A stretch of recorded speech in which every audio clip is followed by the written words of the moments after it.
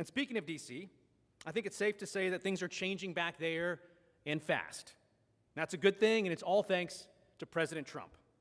President Trump is taking quick action to turn things around in Washington. He's not playing it safe. He's not looking to make some changes around the edges. President Trump is taking decisive actions to usher in a new golden age in America. And I'd say that's precisely the type of change that we need to see in the telecom sector. Just look back at the last 4 years. The Biden administration's goal of connecting millions of Americans through a $42 billion infrastructure program went nowhere. It foundered on reams of regulatory red tape. Or take Spectrum, where the Biden administration fell into a deep malaise and we didn't make meaningful progress for years. But with all that in our rearview mirror, it's time to change things up. It's time to unleash new growth and opportunity. It's time to build. And I'm here today to do exactly that, to outline my vision for the FCC's Build America plan. As I'll outline today, our Build America agenda will focus on advancing a number of core policy areas. As we do so, we'll be guided by a few simple ideas. For one, we're going to keep the Gretzky test front and center in everything we do. We want to keep our eyes on the proverbial puck to where it is going, not where it's been. For another, we're going to take a first principles approach. Just because something has been on our books at the FCC for 30 years, we're not going to keep it there out of any sense of inertia. Build America isn't an agenda simply drawn from my years working at an agency inside the Beltway. It's an agenda inspired by the men and women that make up America's telecom workforce, people like Brandon, who've shown me firsthand what it takes to get the job done. So let's get into it. And for those that are really into this, there'll be even more detailed and lengthy version of this in my official written remarks that you can find online afterwards. First, the FCC on my watch will focus on unleashing high-speed infrastructure builds. That means modernizing the regulations that have been driving up costs and holding back internet builds. The good news is we know the playbook here that works. When I helped lead the FCC's efforts during the first Trump administration in 2018 to streamline small cell regulations, we saw record-breaking capital investment and network build-out, including right here in Sioux Falls. In fact, Sioux Falls was one of the very first cities in the country to go live with 5G, thanks to the permitting reforms that were put in place by my good friend Mayor Paul Tenhaken right here in Sioux Falls. So our Build America agenda will pick up where we left off. In fact, here's some news for you.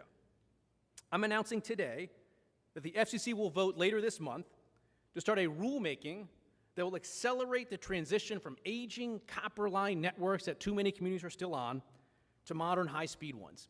You see, back in D.C., we have rules on the books that have been forcing providers to continue to invest billions of dollars in those old networks, even when they want to shift those investments over to build new ones. So our goal here is pretty simple. We're aiming to free up billions of dollars for investment in new networks. But that's not all. I'll be asking my FCC colleagues to vote this month on an item that will revise the agency's pole attachment rules. For the uninitiated, the FCC's pole attachment rules govern the rules of the road for utility pole owners and broadband builders as they try to attach new high-speed connections to those lines. In fact, I saw firsthand some of the challenges there last night here in Sioux Falls when I joined Jordan and his crew as they were lashing new high-speed internet infrastructure onto utility poles, upgrading 30-year-old plant. Of course, the FCC's permitting reforms won't stop there. Our Build America agenda includes efforts to further streamline the many regulations that stand in the way of infrastructure projects. So under my leadership, the FCC will be taking a fresh look at how the agency can use our authorities under the Communications Act, including our authorities in Section 253 and 332, to make it easier to build out internet infrastructure. We're also going to look at NEPA and environmental regulations, which for too long have held back builds, and we have a unique window of opportunity right now, particularly in light of some new Supreme Court decisions, to cut some of the red tape there as well. Second, the FCC's Build America agenda is about more than just building high-speed lines. We also need to free up more spectrum, the invisible airways that power so much of our daily lives today. This is an important step because freeing up spectrum creates jobs. It increases competition. It drives down prices for consumers. It also keeps these tower climbers busy. After all, more spectrum means more building. That's why the FCC has prioritized taking actions on spectrum in the first few months of this administration. Kicking things off, we moved right away on a prime mid-band spectrum known as the upper C-band. We started looking at that. You may recall we took actions on a different portion of the C-band during the first Trump administration, and that helped free up a tremendous amount of spectrum. As a result, we're seeing new competition. In fact, there's a report just out from the Wall Street Journal that said that the price of home internet service fell by 3.1% in May from a year earlier. We're going to keep that trend going. So our agenda will prioritize freeing up spectrum and ensuring it's put to use. I'm pleased to announce here another new action today. Later this month, the Commission will vote on an order that will move us another step closer to auctioning spectrum licenses that we refer to as the AWS-3 spectrum band. That spectrum has been laying fallow for far too long, and it's time to put it to use. It has an additional benefit, too. The proceeds from that spectrum auction will use to replace insecure network gear like Huawei and ZTE by fully funding our Rip and Replace program. We'll keep making more progress on spectrum, too, and much of that is thanks to President Trump. In his first term, he made clear we're going to lead the world in 5G. In this term, he says we want to continue to lead in 5G, 6G, and all new technologies, and it's going to take spectrum to do that. We have an opportunity here with the One Big Beautiful Bill as well, and thanks to Chairman Cruz in the Senate and Chairman Guthrie in the House, their portion of that legislation restores the FCC spectrum auction authority, including with a pipeline of new spectrum. So we're going to get moving on that. Buckle up. It's time to build there. Third, continuing to move vertically from the ground to the airwaves. Next up is space. The Build America agenda will expand America's space economy.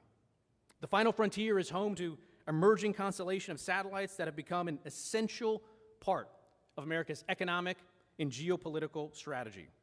So I want to see U.S. companies dominate in orbit. As I detail in my written remarks, our efforts on this front will be driven by a few key guiding principles: speed, simplicity, security, and satellite spectrum abundance.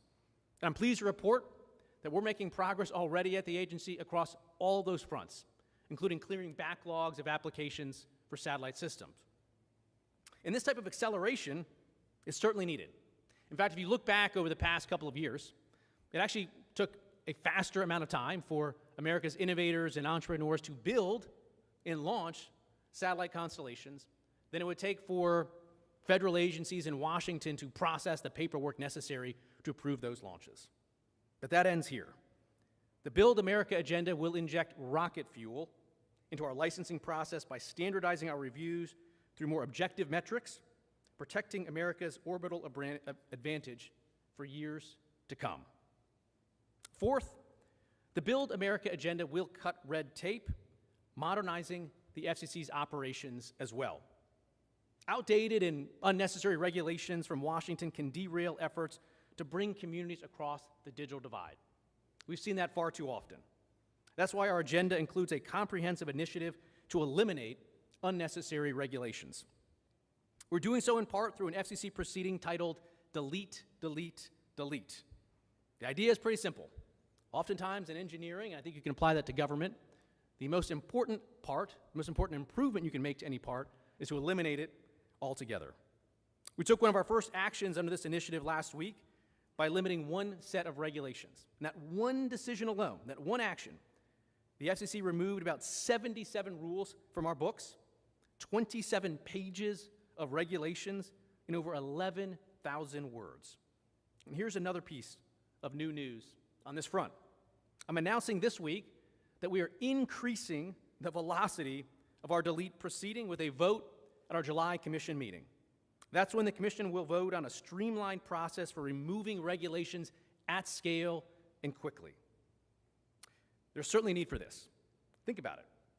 The FCC, right now, still has rules on the books regulating telegraph service, rabbit ear, broadcast TV, receivers, and phone booths. Starting next month, that will change. In doing so, In eliminating those outdated rules, the FCC will move directly to delete 40 rules or requirements and over 7,000 words from the Code of Federal Regulations. A good step forward. Fifth, as we build, the FCC will ensure that our networks are secure and resilient too. Today, the U.S. faces a persistent threat from foreign adversaries, including the CCP. The CCP is always exploring and looking for ways to infiltrate America's communications networks and to sidetrack our global technology leadership. It's more important than ever that the FCC remain vigilant to keep America's networks secure. And our Build America agenda will do just that. Indeed, one of the very first actions that I took when I became chairman of the FCC was to establish a new council on national security within the agency.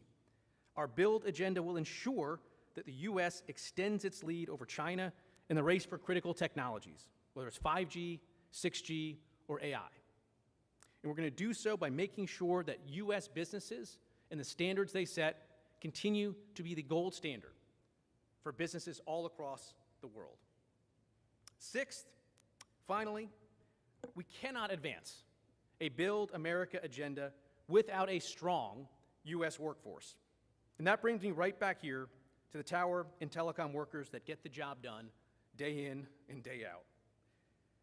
Our Build America agenda creates new opportunities to expand and strengthen our country's blue-collar workforce. After all, America's tower and telecom crews certainly work hard enough. They certainly put in enough hours on the road, often away from their families. I imagine there's a lot of folks out there that take our country's communications infrastructure for granted. They assume that it'll work when they turn on their phone or turn on their TV. In fact, if they think about it at all, perhaps they think that our networks run on magic or pixie dust. But it's thanks to you all. It's thanks to these workers here. None of this works without your skill and your dedication. So I think it's appropriate for you to realize the value of your work. And I'm pleased to see that we're already making progress on this front. Providers are now committing to a range of workforce reforms that will result in a more sustainable environment for America's tech and telecom crews. Carriers are putting new values on your work, ones that better reflect marketplace realities. Providers are changing their approach to certain 1099 crews, helping to ensure that experienced, well-trained crews get the jobs at fair prices. And these changes are also making it harder for foreign fly-by-night crews to sweep in and undercut the security and safety of our communications networks. These types of commitments are going to be a game changer for America's workers, and these reforms are part of a broader focus across the whole Trump administration. In fact, blue-collar workers have seen real wage growth of almost 2% in the first 5 months of President Trump's second term. And that's the largest increase for any administration in nearly 60 years. By looking out for the American worker, my expectation is that we will continue to see growth ahead. The Build America agenda will certainly help with that. But I'd like to close here with one last South Dakota story, because I think it illustrates the importance of why the Build America agenda needs to get done. It's a story of Misty and her husband, Brian. I met them in Midland, South Dakota, which is about, 250 miles or so west of here. For years, Misty worked for an IT company. But back then, her growing tech business meant hitting the road. Every week, Misty put another 1,000 miles on her car. Misty says she spent a lot of that dashboard time behind the wheel, and she taught herself Spanish while on the road all those many hours. After she got married, her husband, Brian, they moved back to the family's 7,000-acre farm outside Midland. Misty wanted to stay home and raise their young kids. She also wanted to maintain her high-tech career, which helped support the family. Working from home with a high-speed connection would let her do exactly that. But that was the problem. They only had dial-up. Misty gave it a shot. It didn't work. She would try to connect remotely to a client's site, and she'd lose the connection and the customer as well. That all changed back in 2017. That's when an internet provider extended a new high-speed connection to her home. When we visited at her farm, Misty told me that that change was night and day for her family. It let her maintain her high-tech business. The high-speed connection provided a big boost for their family's farming operation, too, by enabling precision ag for the first time. Misty and Brian show what hard work and an internet connection can mean for America's rural communities. They provide a helpful reminder that our work back in D.C. is important and what it can mean to families all across the country. Stories like theirs is why the FCC's Build agenda is so important. We want every single family and community in this country to benefit from a fair shot at next-generation connectivity. And I look forward to working hard at the FCC to deliver on that promise. So thank you again for joining me here. Thank you again to America's tower and telecom crews. I'm incredibly grateful for all your work that you get done. Thank you again for being here. Now let's get building.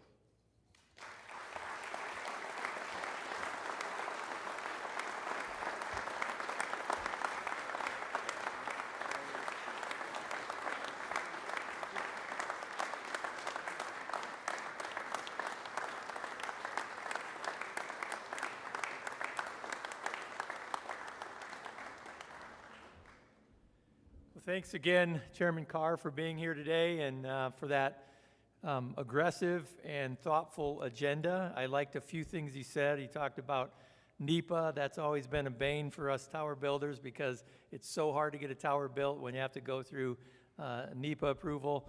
And, you know, getting rid of the illegal workforce. A bunch of you probably don't know about that, but some of you might, and it's crept into our industry as well. So some great initiatives. You're all welcome to stay and talk a little bit. I think the chairman will be here to shake some hands, maybe take a picture with you. There's going to be some food over here, and just make yourselves at home. We really appreciate you all coming out today. Thanks so much.